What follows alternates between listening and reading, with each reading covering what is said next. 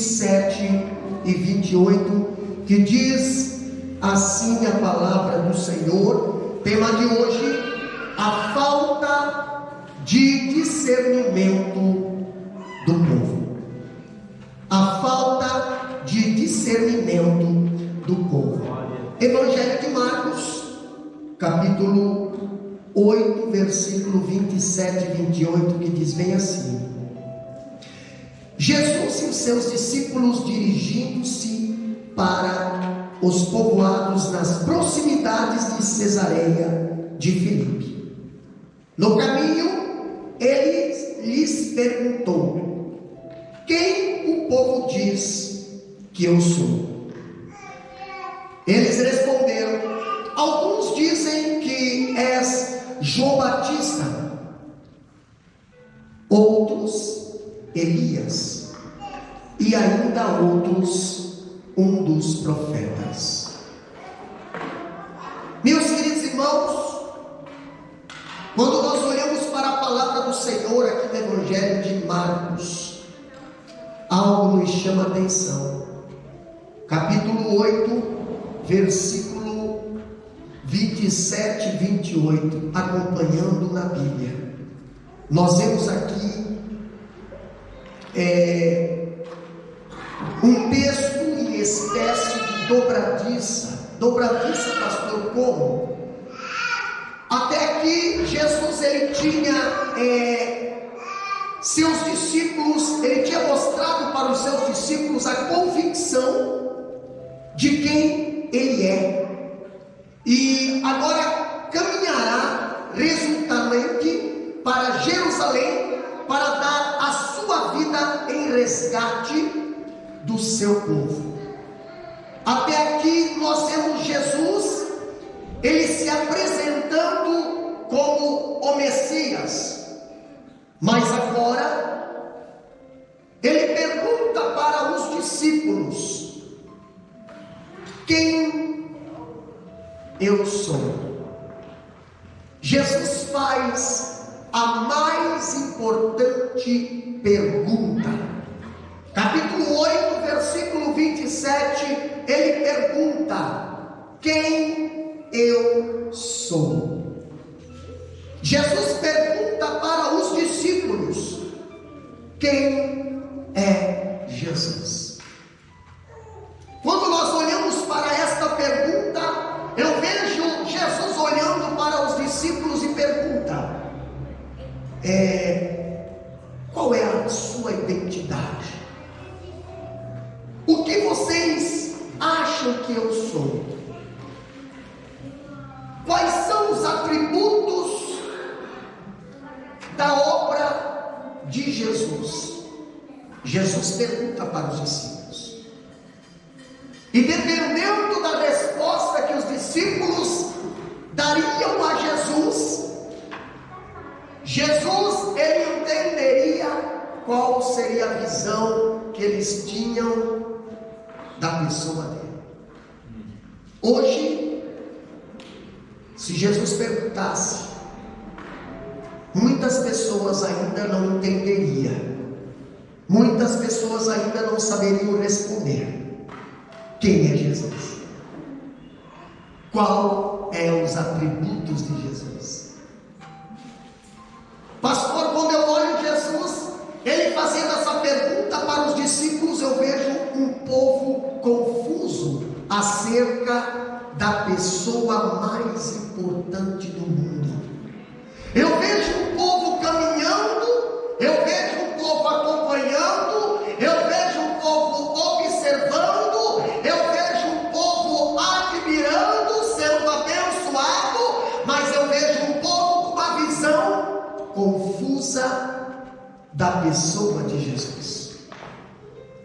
Quando nós olhamos para esse tema, quando nós olhamos para o capítulo 8, versículo 27, nós vemos que eles pensavam que Jesus era João Batista.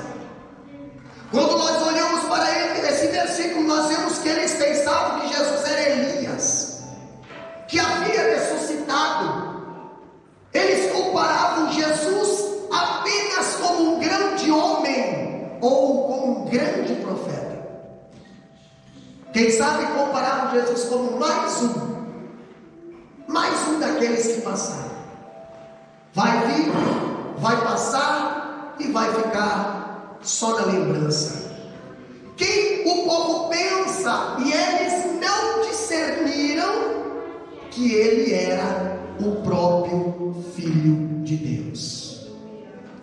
Quantas vezes pessoas hoje cristãs ainda não discernem a pessoa de Jesus, não consegue discernir a autoridade que ele tem, não consegue discernir a reverência que ele deseja, não consegue discernir o sacrifício que ele fez por nós, acha que foi simplesmente mais um sofrimentozinho. Quando nós vemos a palavra de Deus ao longo da história, houve vários debates sobre Jesus. Vários debates sobre Jesus. Os abionitas acreditavam que Jesus era apenas uma emanação de Deus. Quando nós vemos os gnósticos, não acreditavam na sua divindade. Quando nós olhamos para os arianos, não acreditavam na sua eternidade. Agora eu vejo hoje aqueles que creem que Jesus é um mediador, mas não mediador entre Deus e o homem. Todo mundo crê que Jesus é o mediador, mas o mediador entre o homem e o milagre, não entre Deus e o homem. Quando nós olhamos a palavra de Deus, há aqueles que dizem que Jesus é apenas um espírito iluminado, outros dizem que Jesus é um mestre, mas poucos dizem que ele é o Senhor.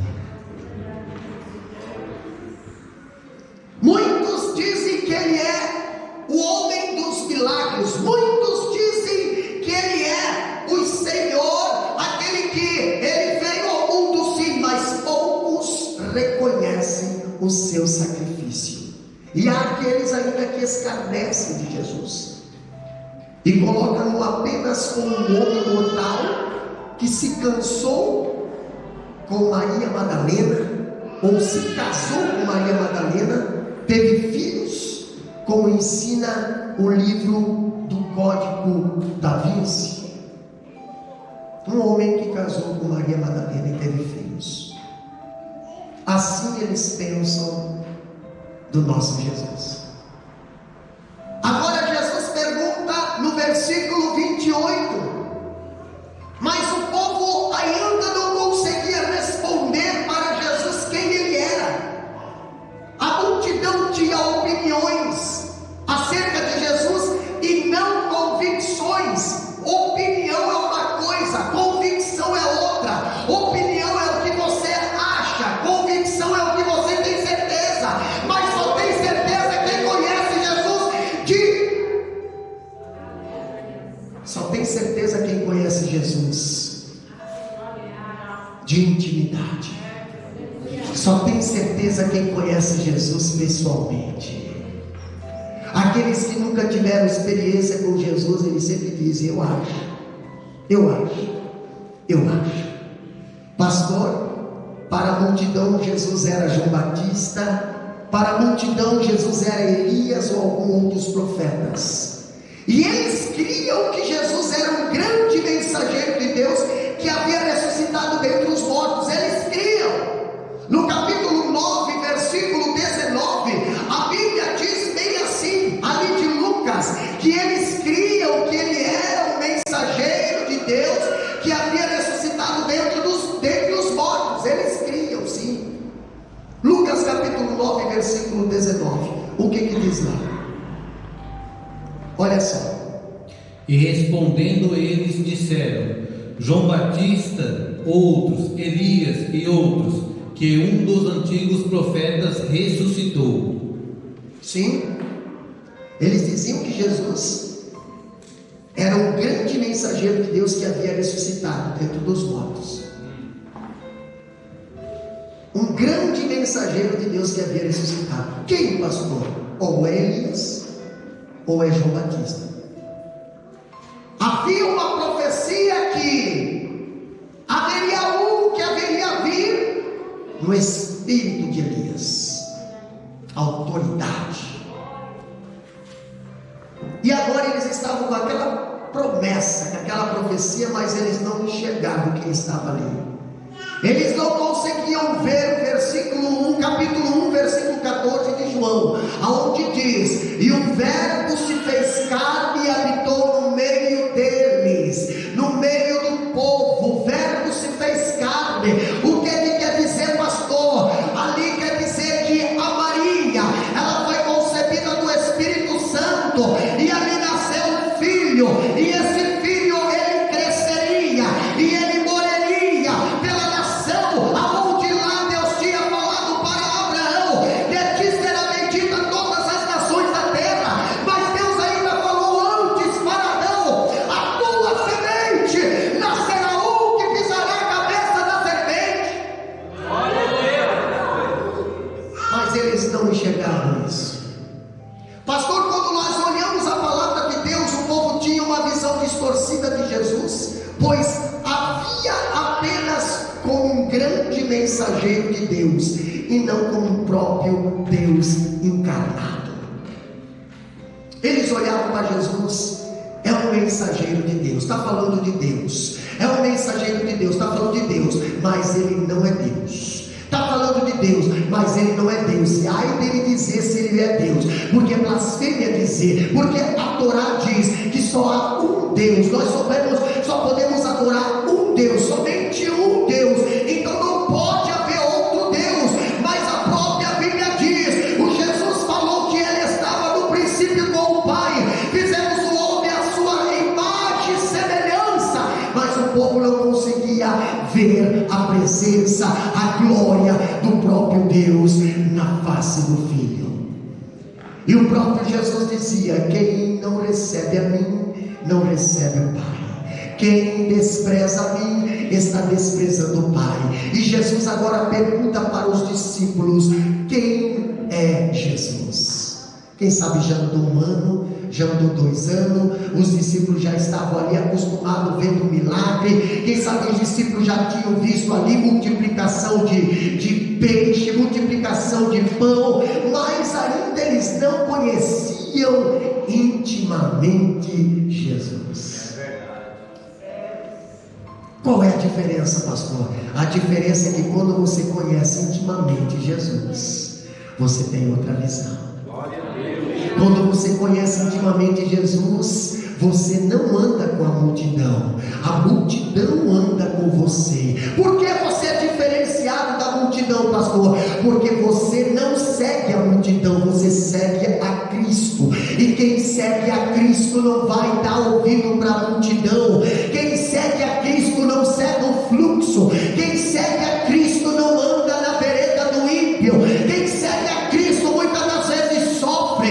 Quem segue a Cristo muitas das vezes tem que enfrentar a multidão que está na porta, mas vai fazer um sacrifício para chegar até Jesus. Isso é servir a Cristo. Agora tem muitas pessoas que andam com a multidão, mas não seguem a Cristo. Recebe o milagre com a multidão, mas não consegue receber a Cristo. E Jesus pergunta: quem é Jesus? E muitas pessoas ouvem falar, até mesmo confessam, mas não o conhecem o verdadeiro Deus. Muitas pessoas até aceitam a Jesus, muitas pessoas até se dobram, muitas pessoas até frequentam a igreja, muitas pessoas até têm um cargo ministerial, muitas pessoas até cantam, muitas pessoas até pregam, mas muitas pessoas ainda não tiveram experiência de conhecer Jesus intimamente. Por quê? Porque se você conhecesse Jesus intimamente, você saberia dizer quem Ele é, quem Ele é na sua vida.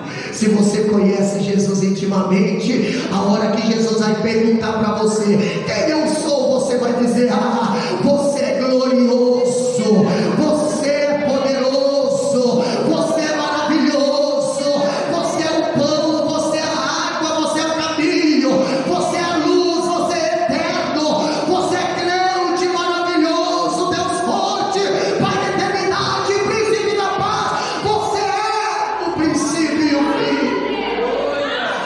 aleluia.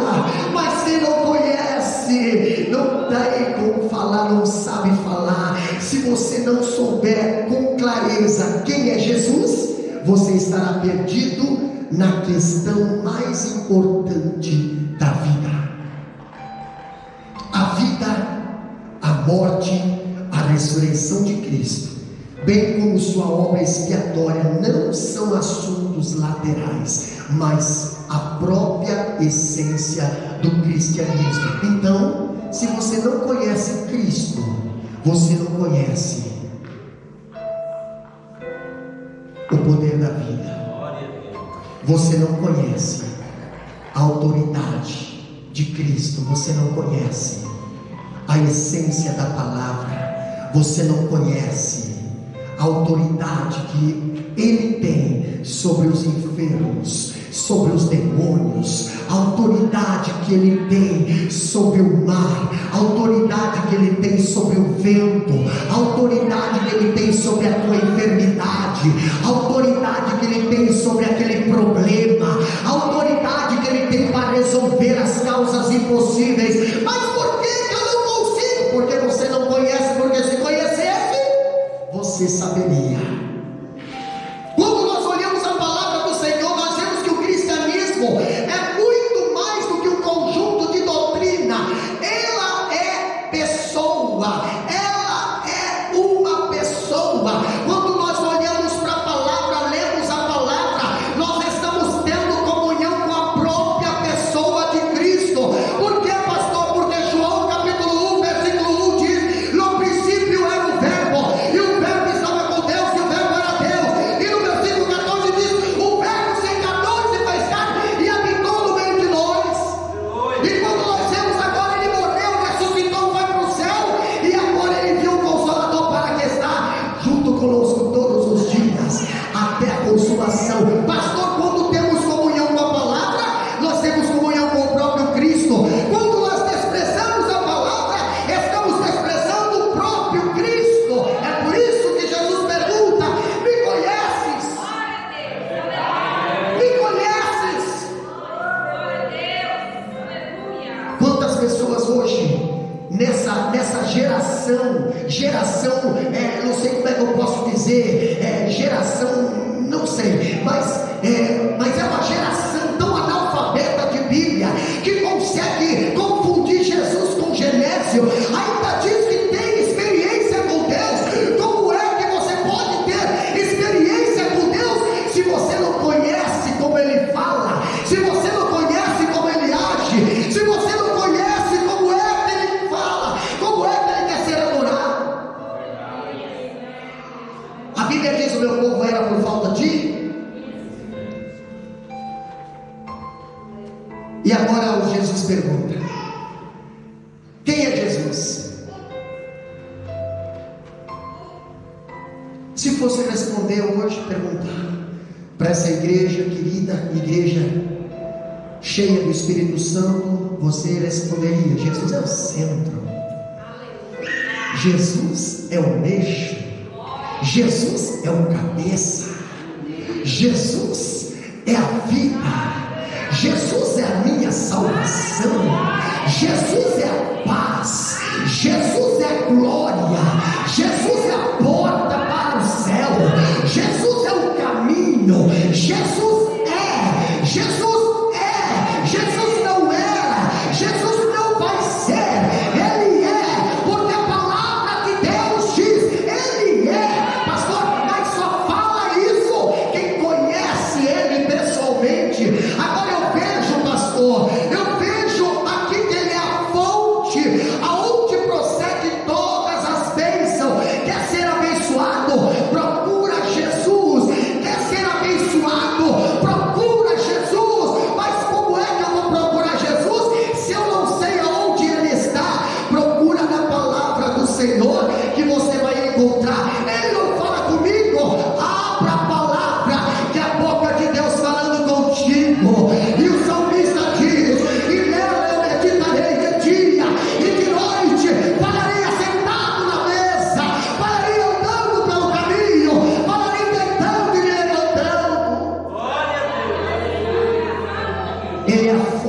fonte de todas as bênçãos. Mas aí nós temos uma pessoa, um personagem interessante. Aqui no capítulo 8, versículo 29 ao 33. Lê para nós, evangelista Fábio.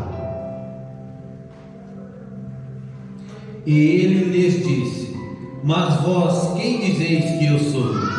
E respondendo Pedro lhe disse: Tu és o Cristo. E admoestou-os para que a ninguém dissessem aquilo dele.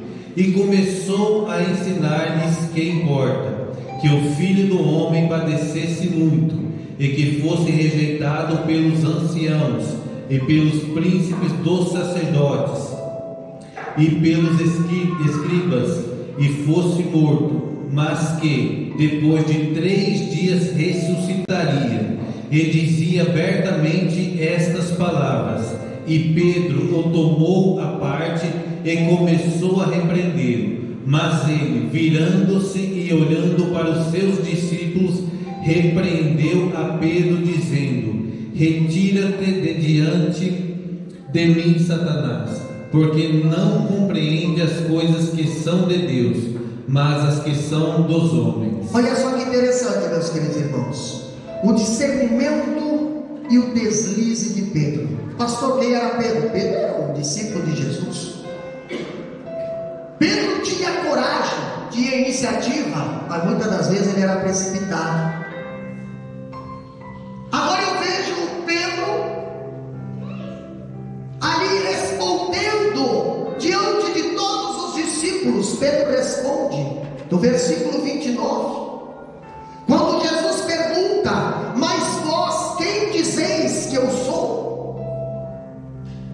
Aqui nós temos 4 fatos que nos chamam a atenção nesse texto. O primeiro é que Pedro faz uma declaração inspirada por Deus Pai. Pedro não respondeu de si, Pedro foi inspirado a responder. Pedro não falou de si, Pedro foi inspirado, Deus inspirou Pedro a falar. Mas Jesus perguntou: Mas vós quem dizeis que eu sou? E Pedro respondeu, versículo 29, Tu és o Cristo. Tu és o Cristo. O que a palavra de Deus está dizendo aqui? O escritor ele diz que o crente é aquele que está desejoso de opor-se à opinião popular e expressar de forma clara uma posição que é contrária à das massas. Mas pastor, ali ninguém respondeu nada. Sempre o crente vai contra a massa. O mundo anda para essa direção. O crente, ele é convertido, ele anda ao contrário do sistema, ele anda ao contrário do mundo. Mas ali quando Jesus pergunta, ninguém responde nada. Ninguém responde nada. Pastor, nem Pedro. Mas Pedro respondeu? Pedro respondeu porque Deus inspirou ele a responder. Porque se Deus não inspirasse Pedro, Pedro também não teria resposta. Sabe por que muitas das vezes você sente o céu na tua vida? Porque Deus compartilha contigo. Sabe por que você sente a presença de Deus na tua vida? Aquela presença gostosa, aquela sensação, aquela glória, aquela unção, porque Deus compartilha contigo. Deus derrama aquilo que é dele, ele derrama sobre nossas vidas. E agora eu vejo Pedro respondendo algo que Deus o inspirou: Tu és o Cristo. Essa declaração ousada de Pedro foi feita quando Jesus, visto como um judeu comum, sem majestade, riqueza ou poder, o povo ali olhava, quem sabe, é o filho da Maria, é o filho carpinteiro, é lá de Nazaré, mas Pedro não. Pedro diz: Tu és o Cristo. Tu és o Cristo, Filho de Deus. Tu és o Messias. Tu és o enviado. Tu és o que vai salvar ao homem do pecado. Tu és pastor. E ela foi feita quando os líderes religiosos e políticos de Israel recusaram receber a Jesus como Messias.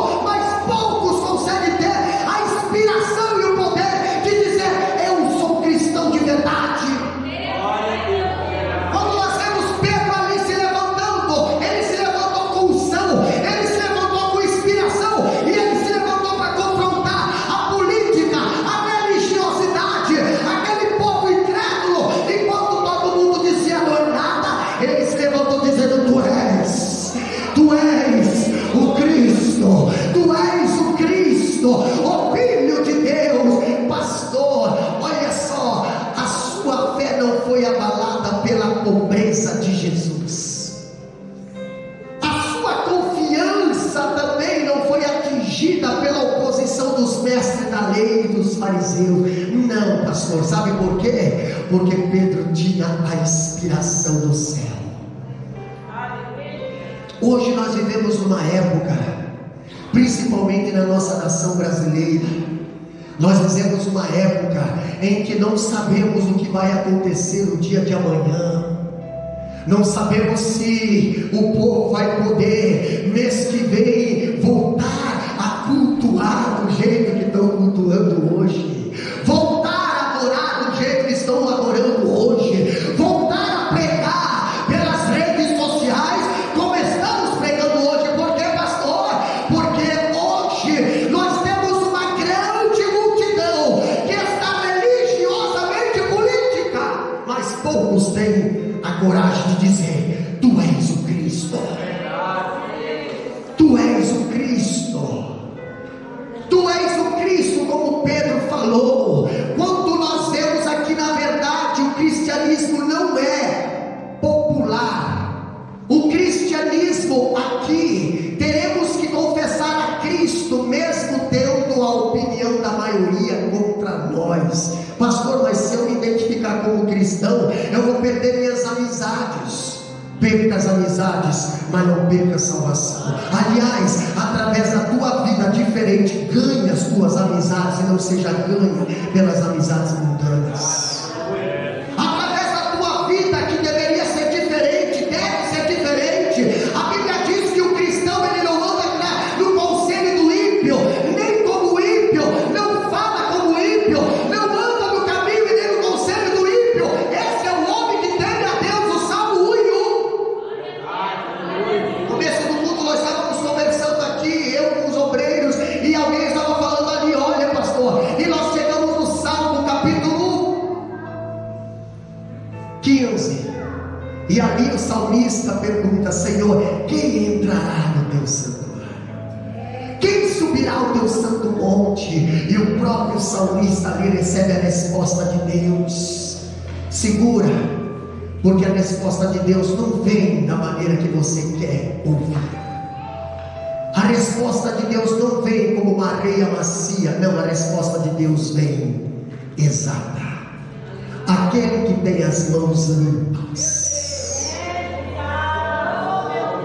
aquele que tem as mãos limpas, aquele que tem o coração puro, não tem vaidade, sabe amar. E se você for olhar o Salmo 15, vai ter muitos versículos dizendo: aquele.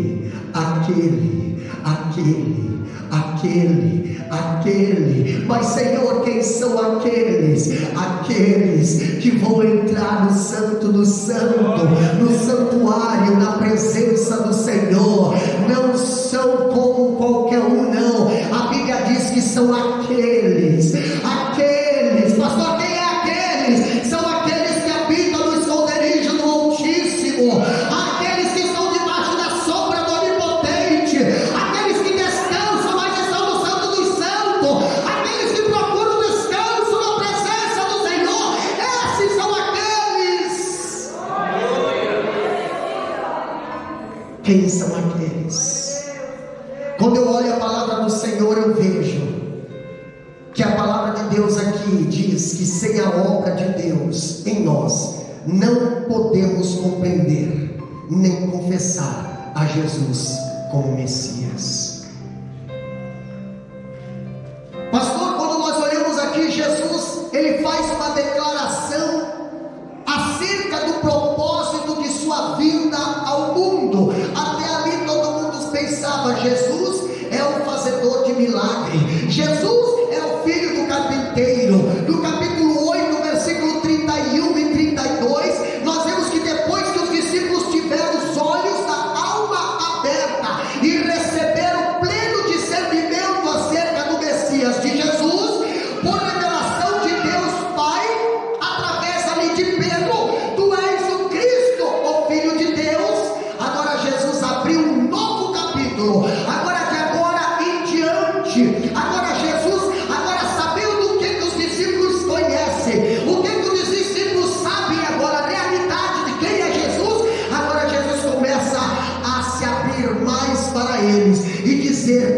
ele veio e aonde ele vai parar. Porque muitas das vezes os discípulos ouviam dizer: ferirão o pastor e as ovelhas do rebanho se dispersarão. Mas eu vim porque o povo de Israel estava sem pastor, estavam como ovelhas desgarradas sem pastor. Ok, porém eles não sabiam, ou eles ainda não entenderam claramente acerca do seu padecimento. Eles não entenderam acerca do que, pastor, acerca da sua prisão. Eles ainda não, como diz o nosso ditado popular, ainda não tinha caído a ficha acerca da sua morte e também acerca da ressurreição. Eles tinham Jesus como Messias prometido, mas até agora o Messias não tinha revelado claramente qual era o objetivo dele ter vindo ao mundo. Agora imagina Jesus dizendo assim: vão me matar, vão me bater, vão ferir, vão judiar, vão machucar, vão separar eu das ovelhas. Jesus agora está dizendo: para esse é o propósito que eu vim ao mundo. Eu vim para dar a vida em resgate de seu povo. Eu não vim passear na terra, eu não vim aqui fazer passeio e turismo. Eu vim com uma missão do Pai, e essa missão eu tenho que cumprir, porque senão o plano de salvação não será executado. Esse plano foi projetado antes da fundação do mundo. O próprio Jesus diz: eu já fui crucificado antes da fundação do mundo, já estou na cruz antes da fundação do mundo, já fui entregue antes da fundação do mundo. Antes de você nascer, antes de você ser projetado, Jesus já foi colocado na cruz, no plano da salvação. Para quê? Para que eu e você tivesse oportunidade de perdão. Agora eu vejo, pastor, Jesus ele não morre como um mártir que recusa renunciar às suas convicções. Não, Jesus não morre como um rebelde, como um anarquista. Não, pastor, ele morre como parte do plano redentivo de Deus. Dá uma lida, capítulo 10, versículo 45 de Marcos. Olha só o que diz lá, Marcos capítulo 10, versículo 45. O que diz a Bíblia ali? Porque o Filho do Homem também não veio para ser servido, mas para servir e dar a sua vida em resgate de muitos. O Filho do Homem não veio para ser servido, o Filho do Homem veio para ser servo. O Filho do Homem não veio para ser estrela, o Filho do Homem veio para ser luz. O Filho do Homem não veio para ser famoso, o Filho do Homem veio para ser humilhado. Quando nós vemos aqui, ele morre como parte do plano redentivo de Deus. Isso é indicado pelo deve, uma necessidade baseada na vontade soberana de Deus em sua oferta de redenção. Porque o Filho do Homem deve padecer, deve morrer, deve ser sacrificado. Por quê? Porque senão eu e você não alcançaria a salvação. Quando nós olhamos a palavra de Deus, porque era necessário Jesus sofrer, porque era necessário Jesus morrer, porque era necessário Jesus ressuscitar, será que é porque havia poderes superiores que o subjugariam? Não, pastor, impossível. Será que porque queria dar um exemplo de abnegação e autossacrifício? Não, pastor, impossível. Então por que era necessário que Jesus morresse no meu e no teu lugar? Porque a sua morte foi necessária para que fosse feita expiação pelo pecado da humanidade. Se lembra que quando Adão e Eva pecou, Deus foi lá, matou um animal, vestiu Adão e Eva e falou: olha, Adão, Eva, agora para vocês conversar comigo, não tem mais condições. Aliás, quando Deus entra no jardim, chamando Adão, não encontra mais o Adão no mesmo lugar. Quantas vezes Deus tem chamado e não tem encontrado mais pessoas no mesmo lugar? Quantas vezes Deus tem chamado,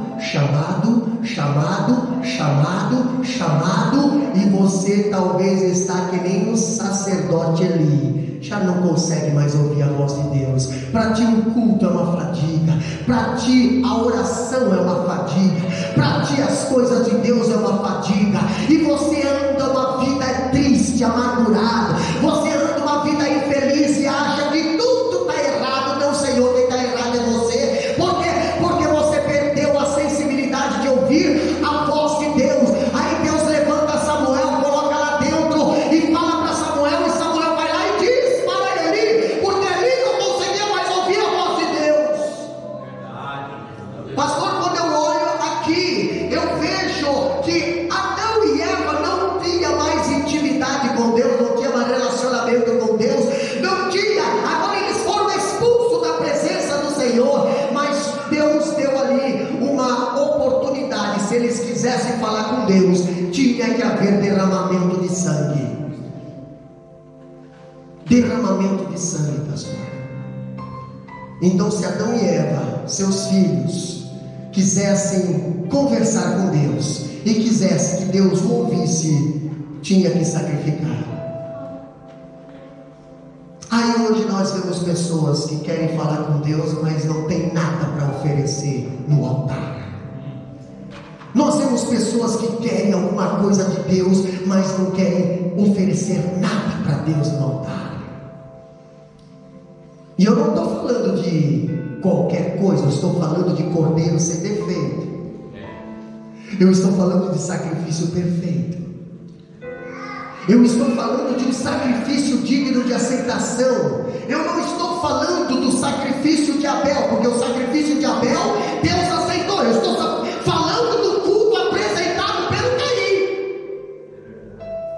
Porque hoje nós temos pessoas apresentando um culto de Caim, e ainda querem questionar Deus, mas eu estou fazendo. E Deus fala bem assim: se fazer certo, não haverá condenação para ti. Mas muitas das vezes vê o irmão fazendo certo e vai para o altar para matar o irmão que está fazendo certo. Agora eu vejo, pastor, tinha que haver derramamento de sangue.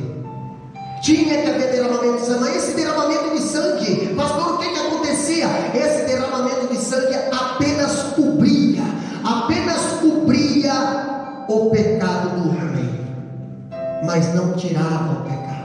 Então, quando o homem queria conversar com Deus, tinha que sacrificar. Tinha que sacrificar o que, pastor? O que sobrava? Não, hoje sim, estão sacrificando o que sobra, mas Deus quer aquilo que é dele, tem que ser o melhor. Então, como é que é o sacrifício? Tem que ser o melhor, pastor, tem que ser o melhor. Então vai lá, sacrifica o teu melhor. Aí derrama sangue, aí Deus falava e Deus recebia ali aquele sacrifício. Beleza, mas o homem continuava no pecado, o homem continuava pecando, o homem continuava com aquele vírus do pecado. Agora nós vemos que quando veio o sacrifício perfeito, João capítulo 1 versículo 14, a Bíblia diz: e o verbo se fez carne e habitou no meio do povo, e agora nós vemos ele se entregando, nós vemos o sangue sendo derramado. Esse sangue não é sangue de animal, esse sangue não é qualquer sangue.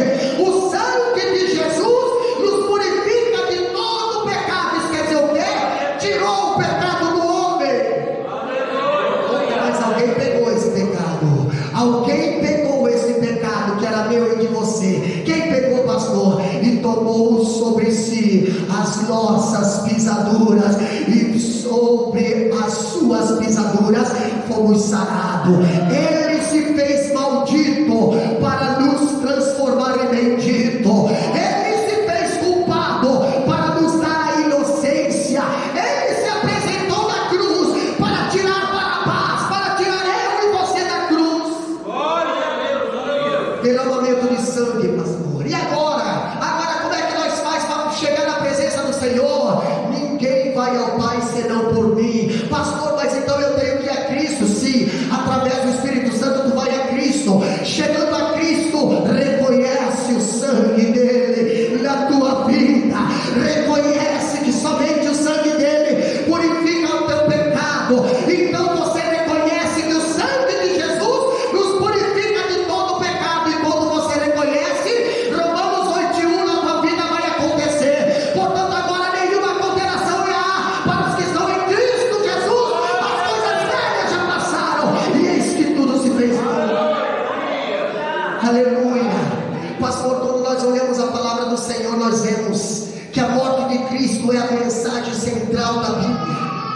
Sem a cruz de Cristo, o cristianismo não passa de uma mera religião. Precisa ver a cruz. Mas nós vemos que quando o apóstolo Paulo começou a pregar o evangelho da cruz para os gregos, para os romanos, então, misericórdia. Para um era um escândalo, para outro era uma afronta, para outro, mas como é que pode você ser feliz carregando uma cruz? A cruz é objeto de morte, não é objeto de salvação. Não, a cruz que Jesus manda você carregar, a cruz que você vê que Deus fala para você renunciar a si mesmo e carregar todo dia a sua cruz, não te levará à morte, porque a morte já foi vencida no Calvário. A cruz vai te levar ao céu. Então quem tem vergonha do evangelho da cruz não entrará no céu. Mas tem aquele louvor que diz: se eu amo a mensagem da cruz, até morrer eu vou proclamar, levarei eu também minha cruz, até por uma coroa trocar.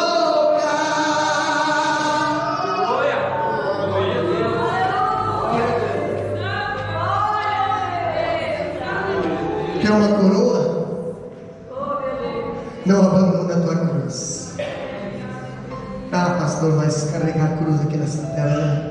É tão fácil andar sem cruz. Sim, tu anda que nem, né? Mas tu não tem cruz, ok. Tu não tem sofrimento, tu não tem nada, ok. Mas tu também não vai ter coroa. Tu não vai ter coroa. Essa manhã Deus falou muito forte lá na cidade de Macaé sobre os ventos, sobre a direção certa no meio da fúria, sobre o olhar de Deus, o olhar de Jesus sobre os discípulos no meio da tempestade.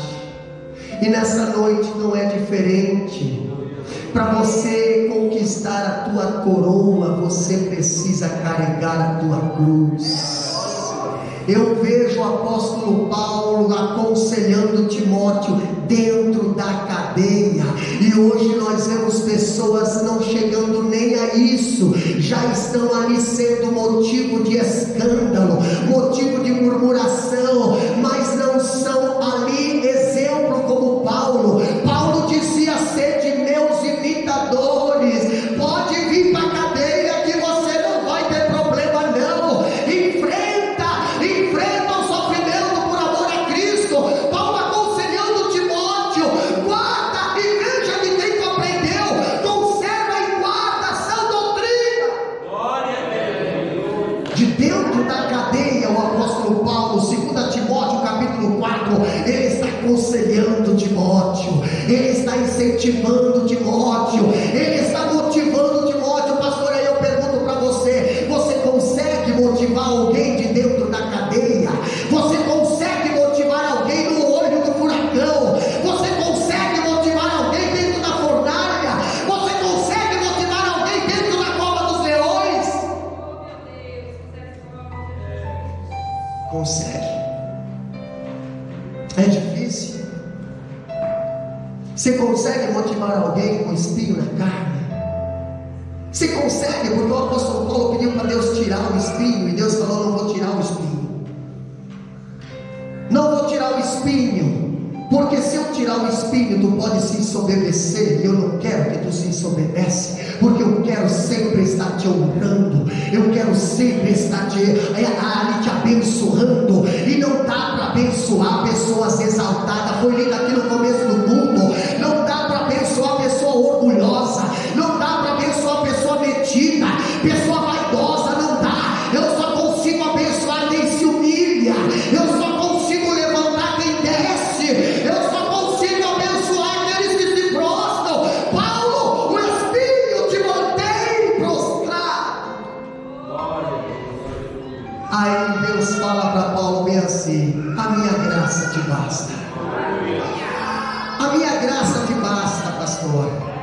Nós vemos que no estudo passado, nós vemos Jesus operando um milagre, ali curando aquele cego. Todo mundo aqui se lembra, no estudo passado, uns versículos antes, Jesus curando o cego, um cego que ali Jesus cura ele gradativamente. Ele consegue ver, mas ele não consegue ver normal, ele vê meio assim misturado, homens como árvore, e agora Jesus cura de uma forma total. Mas agora nós vemos, pastor, Jesus proibiu do aquele cego a divulgação de alguns milagres. Agora não, ele expõe claramente sobre a sua morte e expiação. Antes Jesus não queria que contasse, para não atrapalhar, para que nada viesse intervir o plano de salvação. Mas agora Jesus declara: eu vim para morrer, eu vim para salvar, eu vim para dar a vida, eu vim mesmo para se entregar. Pode anunciar, porque o Cordeiro de Deus veio para salvar a humanidade. Pode falar. Antes Jesus dizia: não sai falando, não sai comentando, não sai tocando trombeta. Mas agora Jesus diz: eu vim para se entregar, eu vim para morrer no teu lugar. E pode dizer, porque vai acontecer. Glória a Deus, aleluia. Quando nós vemos ali as predições dadas aqui, ela tem as seguintes características. A primeira característica era, pastor, que elas foram necessárias. Por que Jesus teve que falar que ele ia passar pela cruz? Porque foi necessário, para confirmar a veracidade e a natureza da sua messianidade para os discípulos. Os discípulos precisavam de uma confirmação, e mesmo assim, na hora da prova, ninguém ficou perto. Ninguém ficou perto de Jesus. Ficaram sim no pátio, tentaram resolver no braço, tentaram resolver na razão e na espada, mas ninguém ficou do lado de Jesus ali. Era necessário Jesus ali revelar. Eles foram assustados. Por que, pastor? Porque o que Jesus agora revela para os discípulos foi assustador. Olha só o que Jesus fala: o próprio Messias aqui está prestes a sofrer, está prestes a morrer, porém ele vencerá a morte, ressuscitando dentre os mortos. Pastor, os camaradas não conseguem nem discernir quem era Jesus, agora vão acreditar que ele vai ressuscitar. Ah, mas Jesus, nós não queremos que você morra. Não queremos que você morra. Quem tocar em Jesus vai levar agora. Não vem com história. Ninguém vai meter a mão em Jesus. Vai para lá. E o Pedro precipitado, sempre precipitado. Pastor, mas foi assustador. Claro que foi assustador, porque até ali Jesus preservou. Até o capítulo 8 nós vemos Jesus preservar os discípulos. Nós vemos Jesus ensinando os discípulos, mas nós não vemos Jesus ali falando claramente sobre a sua morte. Mas a partir do capítulo 8 de Marcos, Jesus agora começa a esclarecer o que realmente vai acontecer. E foi assustador para os discípulos, mas foi necessário Jesus revelar. Pastor, elas foram reveladoras. Por quê? Porque os líderes religiosos da nação, porque os anciões, os principais sacerdotes, os escribas que deveriam zelar pelo povo, eles iriam matar Jesus. Jesus precisava revelar para os discípulos. Por quê? Porque não poderia depender da religiosidade dos sacerdotes, não poderia depender de quem estava lá na liderança do templo. Por quê, pastor? Porque veio de lá o negócio de matar Jesus, veio de lá o valor de matar Jesus, veio de lá, pastor, a negociação das 30 moedas de prata. Jesus precisava revelar para os discípulos o que iria acontecer. Essa revelação foi bondosa, essa revelação foi sábia. Jesus não contou nesse momento todos os detalhes que iria padecer. Teve coisas que Jesus até na última hora não revelou para os discípulos. Quando Jesus foi foi para o monte ali do Getsemane, ali orar. Jesus vai orar com os discípulos. Agora ele pega aqueles discípulos que eram mais de confiança na oração, ele sobe um pouco mais acima, mas aí ele deixa esses discípulos ali e sobe sozinho. Por quê? Porque tem coisas que os discípulos não iriam entender. Imagina os discípulos vendo Jesus soando gotas que se transformavam em sangue. Imagina os discípulos observando Jesus em agonia. Imagina Jesus ali chorando e pedindo para o Pai: se possível, passa de mim esse cálice. Se você não conhece Jesus, você não entende esse relacionamento de pai e filho. Se você não conhece Jesus, você não consegue entender o que é o filho dizer para o pai assim: Pai, passa de mim esse cálice. Esse cálice é amargo, Pai. Que cálice é esse, pastor? O cálice da ira de Deus contra a humanidade. O cálice que iria ser derramado sobre a minha e a sua vida. O cálice da ira, o cálice da morte. Agora todo ele vai ser derramado sobre uma pessoa só.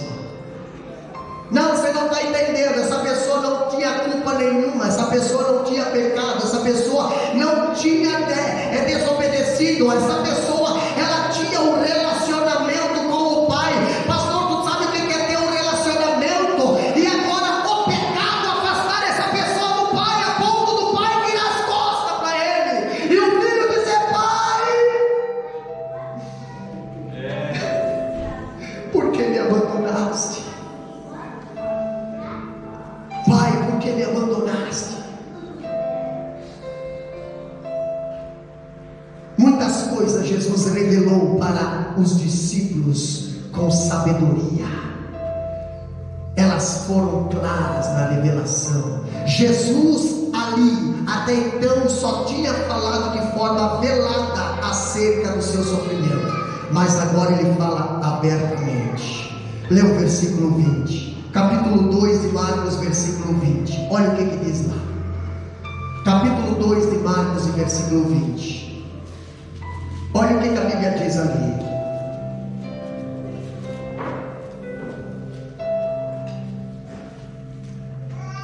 Mas dias virão em que lhes serão tirado o esposo, e então jejuarão naqueles dias.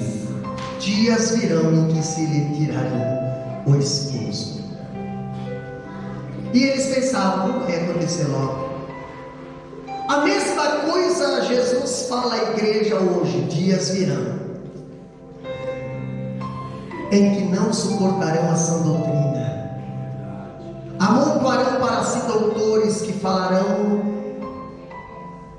ali apoiando as suas próprias concupiscências. Dias virão, tribulações, dias virão. Agora Jesus fala aqui, pastor, e quando Jesus revela isso, agora eu vejo Pedro, Jesus revelando, e enquanto aqui Jesus revelava, enquanto Jesus proibia, agora nós vemos Pedro. Pedro, o que ele faz, pastor? Pedro, sem discernimento, se deixa usar por Satanás. Capítulo 8, versículo 32 e 33. O que ele diz ali? E dizia abertamente estas palavras, e Pedro o tomou à parte e começou a repreender. Interessante, né? Que Jesus começa a revelar sua morte, e Pedro quer dar uma de especialista no caso. Jesus, vem cá um pouquinho, falar contigo um negócio. Vem cá, Jesus. Tem gente que quer ensinar Jesus. Tem gente que sabe mais que Jesus. Tem gente que a palavra está errada, ele está certo. Jesus, vem cá. Pedro, aquele era um homem de fortes contrastes.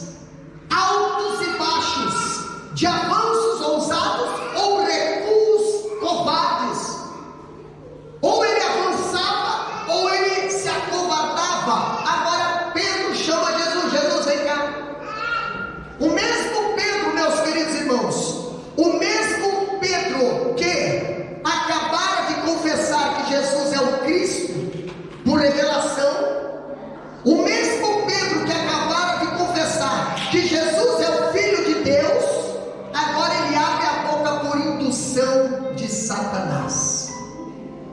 O mesmo Pedro que é inspirado por Deus a responder a pergunta que ninguém sabia, mas Deus usou Pedro com inspiração, o mesmo Pedro agora se deixa usar por Satanás. Ah, pastor, mas pode isso? Eita, mas só tu não vigiar. É só tu não vigiar. Deus te usa aqui no altar, e se tu não vigiar, tu é usado por Satanás ali embaixo. É só tu não vigiar. É só tu não vigiar. Entendeu? O mesmo Pedro que respondeu aquela pergunta que Jesus pediu: quem é Jesus? E Pedro, inspirado pelo Espírito de Deus, ali ele responde: tu é o Cristo, o Filho de Deus. Agora quando Jesus diz: eu vou ser entregue, e o Pedro diz: não vai dar. Não vai dar. Quer ver o que diz o 32 e 33 de Marcos, capítulo 8? Olha só o que Pedro fala. Mas ele, virando-se e olhando para os seus discípulos, repreendeu a Pedro, dizendo: retira-te de diante de mim, Satanás, porque não compreendes as coisas que são de Deus, mas as coisas que são dos homens. Olha só que interessante, Jesus dizendo: o plano de salvação é você entregue na cruz, e o Pedro dizendo: não, Senhor, eu não vou. O plano de salvação é eu ser entregue para morrer na cruz pela humanidade. E Pedro, Jesus, vem cá, tu não vai não. Tu não vai não. Eita. O plano da obra do Senhor nessa terra é pregar o evangelho a toda criatura. E ainda diz: no mundo tereis aflição. E tem gente dizendo: tem não. Ser cristão é ser feliz, é ter paz, é ter alegria, é ter sombra e água fresca. Irmão, tu não está servindo a Deus, não, tu está servindo a outra coisa. Porque quem serve a Deus está em guerra. Quem serve a Deus está em guerra. Quem serve a Deus precisa andar com escolta. E não é uma escolta que nem um político lá do Brasil, não, que se bobear, passa alguém ali e mete uma facada ali. Não, Senhor. Agora faz pouco tempo agora, parece que há 2 dias, um dia atrás, lá na Argentina, vice-presidência, ali alguém, um brasileiro chegou lá e meteu uma pistola na cabeça da vice-presidente. Que escolta é essa? Que proteção é essa? Ah, mas eu deixo dizer uma coisa para ti: aquele que teme a Deus, a Bíblia diz que os anjos andam, acampa-se ao redor dos que o temem. Sabe o que é isso? Não vai passar nada que vai te prejudicar. 1000 cairão ao teu lado, 10.000 à tua direita, é tu não será atingido. O crente anda com a escola. O crente não é o Zé Dedé, não, é o crente. O crente que anda servindo a Deus, o crente de verdade, ele tem anjo do lado, anjo na frente, anjo atrás, anjo em cima, anjo embaixo. E lá vai o crente. Aonde chega o crente, os demônios têm que sair. Aonde chega o crente, a paz chega. Aonde chega o crente, chega a misericórdia, chega a cura, chega a presença do Senhor, porque os anjos acampam ao seu redor. Pastor, que legal, né? Sim, sabe o que esses anjos fazem? Além de acampar ao seu redor, a Bíblia fala no Salmo 23 que ele prepara uma mesa perante os inimigos. Você já pensou sentar? As pessoas querem te fazer mal, estão ali querendo te fazer mal, mas não conseguem chegar em você. Eles querem, mas não conseguem. Aí sabe o que Deus faz com você? Deus coloca você sentado numa mesa farta, na presença dele, enquanto os inimigos estão de longe querendo chegar, as setas de Satanás querendo te atingir, e você tranquilo, porque o bloqueio é total, não chega nada na tua vida. Descansa, porque aquele que te protege não dorme. Descansa, porque aquele que te protege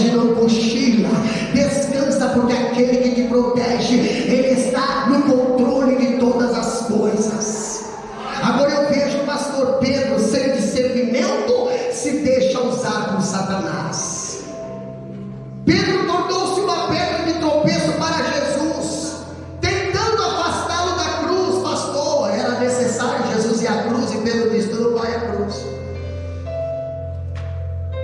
Pedro não deseja seguir uma pessoa marcada pelo fracasso. Onde é que já se viu Salvador? Morrendo numa cruz, objeto de morte dos romanos? Não, Senhor, o nosso Salvador é o Rei dos Reis, o nosso Salvador é um homem de classe, o nosso... Não, Senhor, o teu Salvador é servo, o teu Salvador é humilde, o teu Salvador é filho de carpinteiro. O teu Salvador, ele não tem nada, até a tumba foi emprestada. E você e eu, muitas das vezes, se achamos tanta coisa. E aquele que salvou a humanidade. Quando eu vejo Pedro tentando afastar Jesus da cruz, depois de lutar tanto para saber quem Jesus realmente é, agora Pedro descobre quem é Jesus e rejeita. Descobre quem é Jesus e agora começa a atrapalhar a missão de Jesus. Descobre quem é Jesus e agora começa a se colocar contrário à missão de Jesus. E agora Pedro começa a se deixar influenciar por Satanás, a ponto de Jesus falar para Satanás, que estava usando Pedro naquele momento: para trás de mim, Satanás. Olha só que interessante, meus queridos. Jesus, ele disse que Pedro foi tomado por uma cosmovisão puramente humanista. Se você não deixar ser usado pelo Espírito Santo, você tem uma visão humanista. O que é isso? Isso é o que? Visão carnal. Você não entende. Você não entende o que é sacrificar. Você não entende o que é amor ao próximo. Você não entende o que é a palavra de Deus, salvação. Você não entende o que é misericórdia. Por quê? Você tem uma visão humanista. A hora que tu ter uma visão espiritual, você vai enxergar como Jesus enxergou. E agora, pastor, Jesus fala para Pedro no capítulo 8, versículo 33: porque não cogitas das coisas de Deus, e sim das dos homens. Você quer resolver seus problemas? Fica resolvendo como os homens querem resolver. Resolve como Deus resolve. Ah, pastor, mas estão fazendo mal para mim, então se vinga. Vai lá e faz, aí pior, faz o novo. Não, senhora, a visão de Deus é assim: deixa a vingança com Deus. Não, mas tem que acontecer assim, tem que acontecer assim. Isso é visão humanista. O que é visão de Deus? A visão de Deus é você perder para ganhar. A visão de Deus é: se bater na tua face, dá outra. A visão de Deus é: se te obrigar a andar uma milha, ande duas. A visão de Deus é: ore pelos teus inimigos. Ah, pastor, mas pisou no meu carro, eu rasgo o verbo. Humanista. E não fica triste se Jesus falar para você: para trás de mim, Satanás, porque você está dando lugar para ele. Não fica triste se Jesus falar para ti: para trás de mim, Satanás. Por quê? Porque antes tu se deixou usar por Deus, mas agora parece que tu está se deixando usar pelo inimigo. Tudo que está indo contra a vontade de Deus está com a vontade do inimigo. E Pedro dizendo: não vai para a cruz. Pedro não estava compreendendo que se Jesus salvasse a si mesmo, não salvaria a nós. Jesus, tu não pode ir para a cruz, Jesus. Tu não é o Filho de Deus? Sim, então tu não pode ir para a cruz. Olha só onde é que já se viu o Filho de Deus ir numa cruz. Escuta, é necessário que eu vá para a cruz. Mas Jesus, tu tem que se salvar. Não, Senhor, eu tenho que entregar minha vida para ti salvar. Eu vejo Pedro com uma visão distorcida. Quando eu vejo, pastor, sem cruz, não há coroa. Quer uma coroa? Aceita a cruz. Glória a Deus. Quer uma coroa? Aceita a cruz. Ah, mas eu tenho vergonha, porque a cruz é um objeto de vergonha. Sim, foi objeto de vergonha. Agora não, agora é evangelho, agora é testemunho. Quando você está sofrendo, você está dizendo bem assim: estou sofrendo por uma causa, a causa ganha. Eu estou sofrendo pelo evangelho de Cristo. A Bíblia fala que vós sereis testemunha. Testemunha do quê? Diácono João, testemunha de alguém que sofreu, se queimou, morreu, ressuscitou e disse: é do lado todo o poder do céu e da terra. A morte foi vencida e o Filho de Deus agora está na presença de Deus como vencedor. Você acha que Satanás vai gostar do que você vai falar? Claro que não. Ele vai querer atrapalhar a tua vida, mas Deus te agrada quando você se levanta testemunhando da palavra de Deus. Vamos para frente, meus queridos irmãos. Olha só que interessante. Aqui eu vejo que Jesus, ele disse que Pedro foi tomado por uma cosmovisão puramente humanista. Também nós vemos que Jesus repreende Pedro e manda embora Satanás. Capítulo 8, versículo 33, Jesus fala. Quer ver? Lê para nós ali, 8:33. Olha só o que diz ali. Mas ele, virando-se e olhando para os seus discípulos, repreendeu a Pedro, dizendo: retira-te de diante de mim, Satanás, porque não compreende as coisas que são de Deus, mas as que são dos homens. Olha só que interessante, Jesus repreende Pedro e expulsa Satanás. Entendeu? Jesus não expulsa Pedro, Jesus expulsa o que estava influenciando Pedro.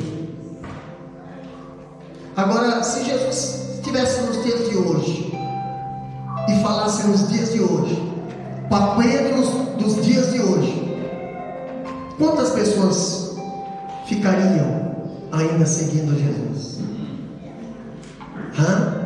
Para, Pedro, para trás de mim, Satanás.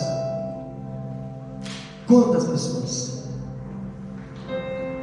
Quantas pessoas aceitariam a correção de Jesus? Quantas pessoas entenderiam que o que Jesus estava repreendendo ali era o que estava influenciando ele e não ele? E quando nós vemos Jesus, ele repreendendo e mandando embora Satanás, Jesus repreende Pedro e manda embora Satanás, e Pedro por um momento perdeu a sua lucidez teológica, mas era discípulo de Jesus. Pedro por algum momento perdeu a sua lucidez do que tinha aprendido de Jesus, mas Jesus não tinha desistido do ministério que tinha colocado na vida de Pedro. Aleluia. Pedro tinha, quem sabe, perdido a lucidez e deixado o inimigo usar ele, mas Jesus queria usar ele. Então Jesus, quando quer usar uma pessoa, ele repreende o que está atrapalhando e usa essa pessoa. Pastor, por que ele usa? Jesus falou nesse texto sobre 3 tipos de cegueira. A cegueira física, o Pedro não entendia. Essa foi curada pelo toque de Jesus. O próprio cego, antes do capítulo 8, versículo 27, o próprio cego, ele ouvia Jesus, ele até andava, mas ele não conseguia enxergar. Então Jesus, ele cura a cegueira. Mas há uma cegueira pior que a cegueira carnal, a cegueira espiritual. O povo tinha olhos, mas não tinha discernimento.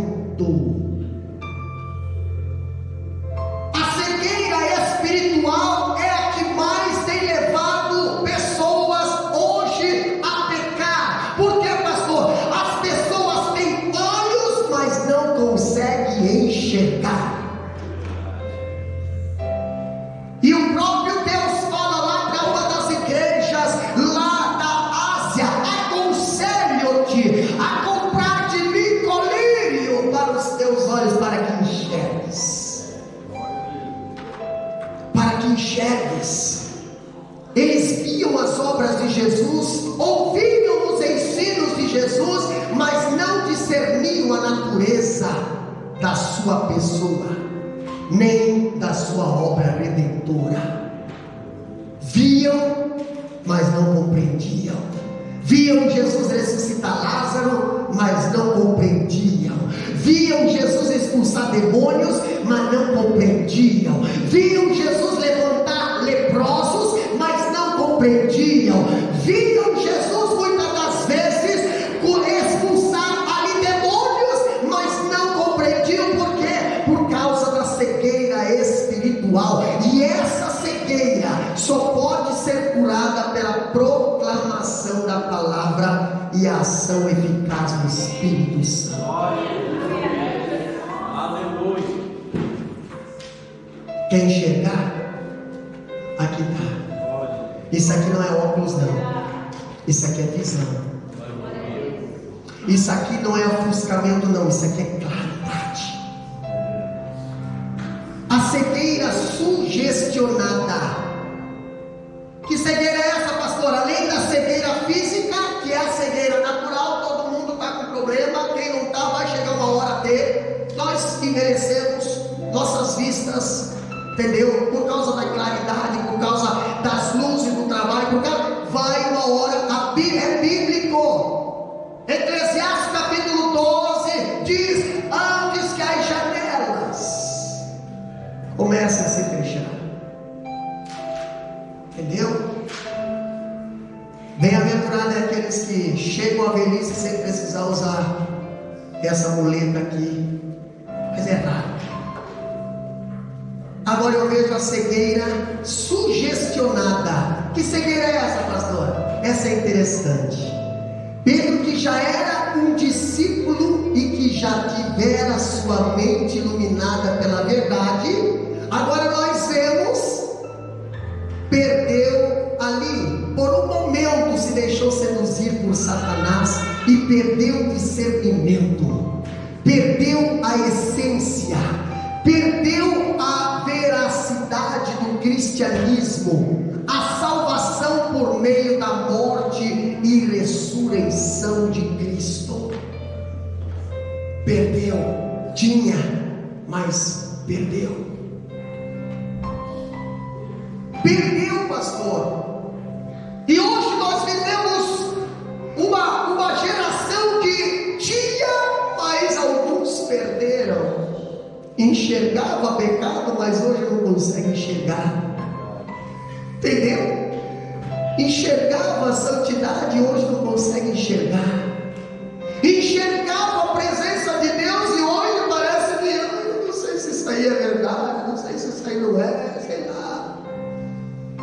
Pedro chegou a ser atingido pela cegueira sugestionada, aquela cegueira que você enxergava, mas por uma fração de segundos você deixou o inimigo te cegar.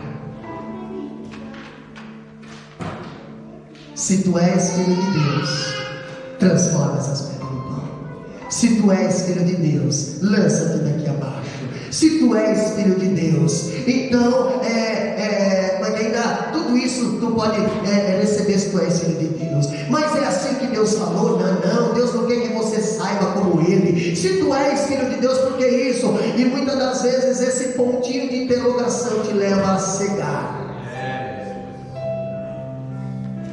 te leva a ser usado pelo inimigo. Mas Deus não quer isso. Deus repreende o inimigo e diz: eu quero te usar. Se coloca de pé. A falta de discernimento. Irmão Karina vai adorar o nome do Senhor. A falta de discernimento do povo. Pedro, ele foi usado por Deus, mas ele se deixou usar pelo inimigo. Pedro, ele se deixou ali ser inspirado por Deus, mas por uma fração de segundo ele deixou o inimigo querer atrapalhar os planos de Deus. Ele vigia, meus queridos irmãos, porque os planos de Deus, a Bíblia diz que não serão frustrados. Então, quando você começa a ter problema na visão, peça para Deus corrigir a tua visão, peça para Deus corrigir, te orientar. Por quê? Porque os planos de Deus não são frustrados. Não deixa o inimigo atrapalhar a visão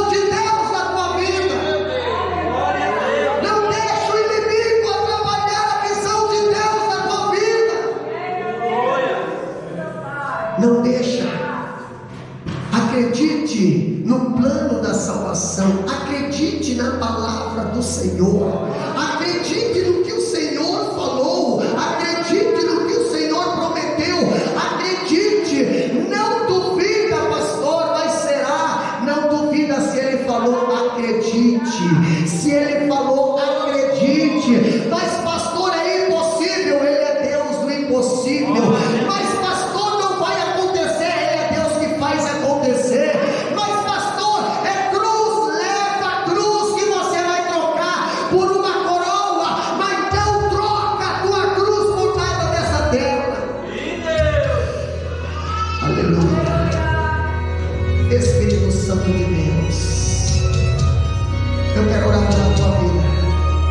Se você necessita das orações, vem à frente. Nós vamos orar por você antes da ceia.